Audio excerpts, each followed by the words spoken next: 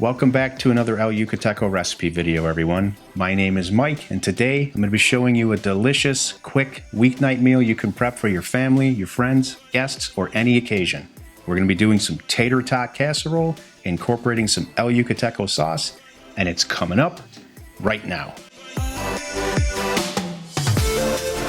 Once again, welcome back, everyone. We really appreciate all your support. If you're not following us here yet, please consider doing so by hitting that button down there. You don't want to miss out on any of these great recipes that we're putting out. Today's Tater Tot Casserole recipe is an instant classic. Everyone from kids to adults absolutely love it, and it's really easy to put together. So let me show you exactly how to do it. You're going to start by pre-cooking your tater tots in the oven. Most of us are going to be buying frozen tater tots. Choose your favorite brand. We don't want to start with them frozen though, so go ahead and pre-cook them most of the way, but not all the way. Brown some ground beef or ground chuck on the stove. Add your favorite taco seasoning and kick it up with some El Yucateco Red. Now just add a little bit of water, mix this well, and allow it to simmer for a few minutes.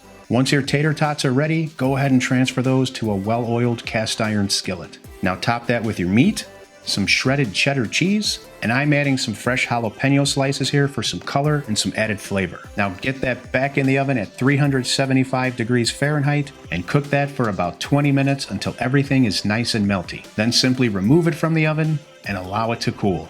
Then it'll be time to serve and enjoy.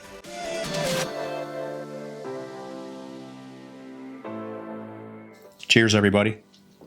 So that is absolutely spectacular, and this is just another example of how we can take a classic dish and kick it up with some El Yucateco sauce.